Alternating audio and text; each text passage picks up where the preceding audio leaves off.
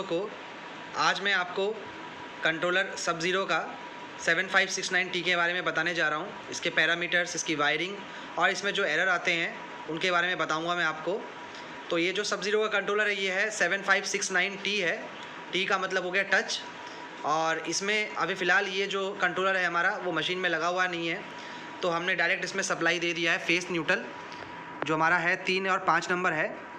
ये ऊपर का जो हमारा थोड़ा सा मिट गया है तो हमने इसमें लिखा हुआ है, तो उसमें हमने वायरिंग कर दी है और इसको डायरेक्ट हम 230 वोल्ट देंगे, सिंगल फेस देंगे और प्लग के साथ हमने इसको हम बोर्ड में लगा देंगे। तो देख सकते हैं ये चालू हो गया है। अब इसमें जो है हमारा पीपी का अलार्म आ रहा है। तो पीपी का अलार्म इसलिए आ रहा है क्योंकि इसमें कोई सेंसर लगा हुआ नहीं है। तो हम जो क्या करेंगे, इसमें 1 और 2 पे इसका सेंसर हम लगा देंगे। सेंसर लगाने के बाद हम इसके पैरामीटर्स देखेंगे, बाकी के एरर मैं आपको बताऊंगा, इसकी वायरिंग बताऊंगा कैसे कैसे क्या करना है। तो सबसे पहले हम इसमें जो सेंसर है वो हम लगाते हैं। तो हमारे पास ये सेंसर है, हम इस सेंसर को 1 और 2 नंबर पे लगाएंगे।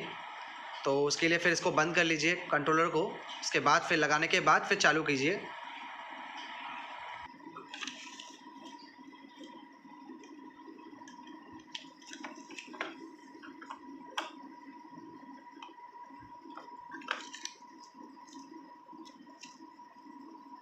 तो हम जो है इस पर सेंसर लगा रहे हैं, इसके 1 और 2 नंबर पे जो सेंसर का वायर लगता है, लिखा हुआ है प्रॉब।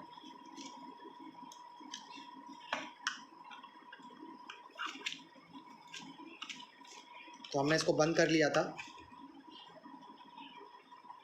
अब जो है हम चलाकर देखेंगे इसको। हमने सेंसर लगा दिया है पीछे, कि इसमें आप देखेंगे हमारा जो अलार्म है वो आ रहा है या नहीं आ रहा।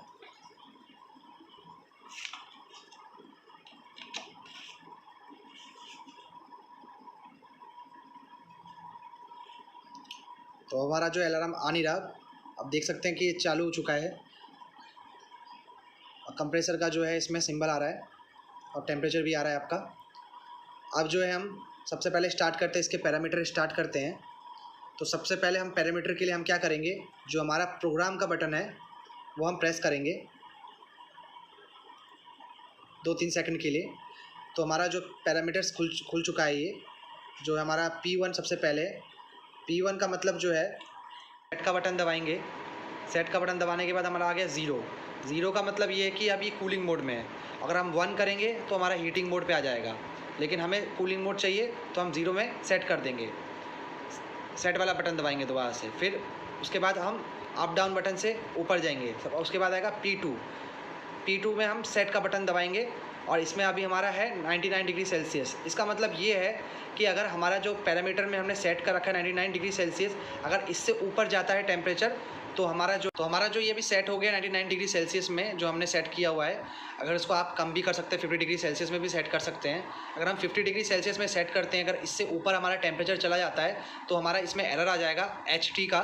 HT का मतलब हाई टेम्परेचर का, जो कि मशीन को फिर चलाएगा नहीं। तो हमारा P2 का मतलब ये हो गया। तो हमने 99 डिग्री में कर रखा है, वो आप अपने हिसाब से कर सकते हो। इसके बाद है P3। अब P3 को हम सेट करेंगे -40 पे किया हुआ है। तो -40, अगर हम -40 से भी अगर नीचे हमारा टेम्परेचर जाता है तो इसमें हमारा जो है LT का मैसेज डिस्प्ले में आएगा और वो एरर शो करेगा, इसलिए हमने -40 किया हुआ है। वो अपने हिसाब से आप कर सकते हो, इसको कम ज़्यादा कर सकते हो कि हमारा इससे कम नहीं होना चाहिए। तो P4 पैरामीटर का मतलब ये है कि हमारा अगर ये 4 डिग्री पे हमने सेट किया हुआ है, अगर हमारा टेम्परेचर हमने सेट पॉइंट जो है 10 डिग्री पे कर रखा है, तो हमारा 10 डिग्री पे जो है कंप्रेसर का रिले जो है बंद हो जाएगा। उसके बाद जब चालू होगा वो 10+14 पे चालू होगा। मतलब ये हमने डिफरेंशियल है, हमारा डिफरेंस बिटवीन है, जैसे कह सकते हैं हम तरीके से कि इसके बीच का है। तो हम 10+14 डिग्री पे जाकर फिर वो कंप्रेसर जो हमारा दोबारा से ऑन होगा। तो P4 का मतलब ये। P5 पैरामीटर का मतलब जो है हमारा ये है कि हमने 2 डिग्री सेल्सियस में सेट किया हुआ है। अगर हमारा टेम्परेचर में डिस्प्ले में 28 डिग्री सेल्सियस है और एक्चुअल टेम्परेचर अगर 30 डिग्री सेल्सियस है, तो हमारा जब P5 पैरामीटर को हमने 2 डिग्री पे कर रखा है सेट, तो हमारा जब हम प्रोग्रामिंग मोड में, ये प्रोग्रामिंग मोड चल रहा है, इस मोड से जब बाहर आएंगे तो हमारा जो टेम्परेचर जो शो करेगा वो हमारा 30 डिग्री सेल्सियस शो करेगा। इसलिए हमने 2 डिग्री सेल्सियस वहाँ पे सेट किया हुआ है। अब इसके बाद जो है हमारा P6 पैरामीटर है। P6 का मतलब ये है कि हमारा कंप्रेसर रिले जो हमारा कितने मिनट बाद जो है हमारा कमांड देगा कंप्रेसर को, उसके स्टार्टिंग का टाइम कितने टाइम बाद स्टार्ट होगा वो हमारा है। तो फिलहाल हमने इसको 0 पे किया हुआ है, तो हम इसको 0 पे नहीं करेंगे, इसको 3 मिनट में कर देंगे। 1 मिनट, 2 मिनट, 3 मिनट में कर देंगे। तो 0 पे हमारा जो है रिले फट से कमांड दे देगा कंप्रेसर को, स्टार्ट हो जाएगा। तो हम इसको 1, 2, 3 पे कर देंगे और हमारा जो है 3 मिनट बाद ही जो है हमारा रिले कमांड देगा और कंप्रेसर स्टार्ट होगा। रिले होल्ड होगा और कंप्रेसर स्टार्ट होगा। इसके बाद जो है हमारा E1 पैरामीटर है। E1 पैरामीटर में अभी हमने सेट कर रखा है 2। इसमें 3 चीज़ है, जैसे कि 0 है। 0 अगर हम 0 करते हैं तो इसमें क्या है, हमारा कंप्रेसर रिले जो है वो बंद रहेगा, ऑफ रहेगा। अगर 1 करते हैं जो है ऑन रहेगा, और 2 करते हैं तो हमारा जो कंप्रेसर रिले जो है वो एक ड्यूटी साइकिल पे चलेगा। तो हम इसमें 2 पे ही चलाएंगे हमेशा। इसके बाद जो है हमारा P0 है। P0 का मतलब ये है कि हमारा जो पावर बटन है वो हमारा ऑन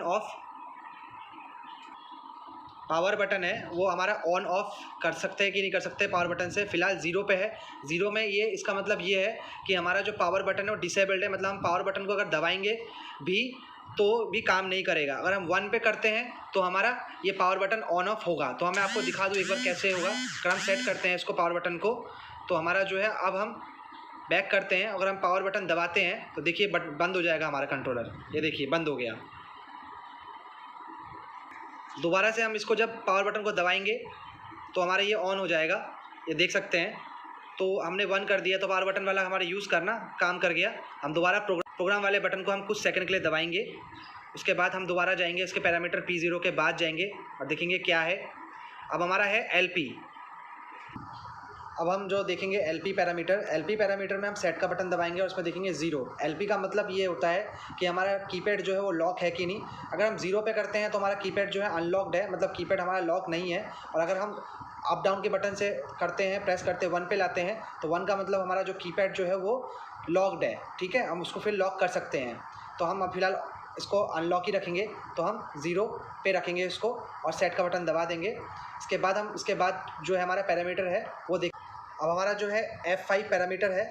इसमें ये होता है कि हमारा जो रिस्टोर करने के लिए, मतलब हमारा कंट्रोलर का जो भी फंक्शन है वो सब कुछ रिस्टोर करने के लिए हम इसको F5 को यूज़ करते हैं। अगर हम 0 पे है तो मतलब हमारा जो है फ़िलहाल ये फंक्शन जो है डिसेबल्ड है। अगर हम उसको 1 पे करते हैं तो हमारा जो भी फैक्ट्री सेटिंग हो जाएगी, रीसेट हो जाएगा दोबारा हमारे कंट्रोलर, दोबारा जो हमारा ये कंट्रोलर रीसेट हो जाएगा। तो फिलहाल इसको हम 0 पे ही रखेंगे और सेट का बटन दबाएंगे दोबारा से। और इसके बाद वाले पैरामीटर को हम देखेंगे EP। अब जो हम देखेंगे EP पैरामीटर का मतलब ये है कि हमारा जो नॉर्मल मोड में आने के लिए अगर हम इस पर सेट का बटन दबाते हैं तो हमारा जो डिस्प्ले है वो नॉर्मल मोड में आ जाएगा। देख लेंगे एक बार, ये हमारा नॉर्मल मोड में आ गया है। ठीक है, तो हमारा ये पैरामीटर्स हमारे सारे ख़त्म हो चुके हैं। अब मैं आपको इसमें वायरिंग के बारे में बता देता हूँ। सबसे पहले जो है हमारा सेंसर का वायर आता है 1 नंबर 2 नंबर पे, देख सकते हैं आप यहाँ पे जो हमने लगा रखा है यहाँ पे। उसके बाद हमारा फेस न्यूट्रल आता है जो हम मशीन से लेते हैं। उसके बाद हमारा ये कंप्रेसर का वायर आता है। उसके बाद जो हमारा ये वायर जो है रिवर्स जाता है मशीन की तरफ। तो ये हमारे वायरिंग हो गई है सारी की सारी। तो इसको जब भी करें सही से करें, सेफ्टी से करें काम। और वीडियो को देखने के लिए धन्यवाद सभी दोस्तों को।